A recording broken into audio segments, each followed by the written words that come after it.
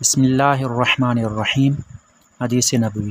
حضرت ابو ہریرہ رضی اللہ عنہ نبی صلی اللہ علیہ وسلم سے روایت کرتے ہیں، آپ صلی اللہ علیہ وسلم نے فرمایا، میت قبر کی طرف جاتی ہے تو صالح آدمی کسی قسم کی گھبراہٹ کے بغیر اپنی قبر میں بیٹھ جاتا ہے۔ پھر کہا جاتا ہے، تم کس دین پر تھے؟ وہ کہتا ہے، اسلام پر۔ اس سے پوچھا جاتا ہے، یہ آدمی کون ہے؟ وہ کہتا ہے، اللہ کے رسول محمد صلی اللہ علیہ وسلم۔ وہ اللہ کی طرف سے معجزات لے کر ہمارے پاس تشریف لائے تو ہم نے ان کی تصدیق کی۔ اس سے پوچھا جاتا ہے، کیا تم نے اللہ کو دیکھا؟ وہ جواب دیتا ہے، دنیا میں اللہ کو نہیں دیکھا جا سکتا۔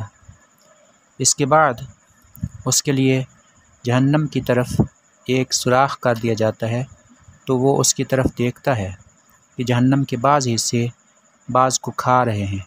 اسے کہا جاتا ہے، اسے دیکھو جس سے اللہ نے تمہیں بچا لیا۔ پھر اس کے لیے جنت کی طرف ایک سوراخ کر دیا جاتا ہے تو وہ اس کی اور اس کی نعمتوں کی رونق و خوبصورتی کو دیکھتا ہے تو اسے بتایا جاتا ہے، یہ تمہارا مسکن ہے، تم یقین پر تھے، اسی پر تم فوت ہوئے، اور اگر اللہ نے چاہا تم اسی پر اٹھائے جاؤ گے۔ پھر برے آدمی کو اس کی قبر میں بٹھایا جاتا ہے تو وہ بہت گھبرایا سا ہوتا ہے۔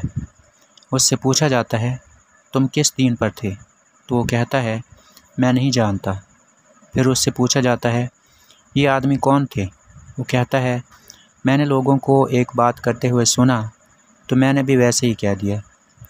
اس کے بعد اس کے لیے جنت کی طرف ایک سوراخ کر دیا جاتا ہے تو وہ اس کی اور اس کی نعمتوں کی رونق و خوبصورتی کو دیکھتا ہے تو اسے کہا جاتا ہے، اس کو دیکھو جسے اللہ نے تم سے دور کر دیا۔ پھر اس کے لیے جہنم کی طرف ایک سوراخ کر دیا جاتا ہے تو وہ اسے دیکھتا ہے کہ اس کا بعض حصہ بعض کو کھا رہا ہے۔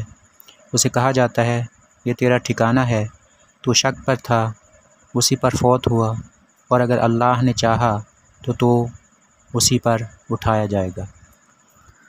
حدیث مذکورہ میں قبر میں ہونے والے امتحان کے بارے میں ارشاد ہوا ہے۔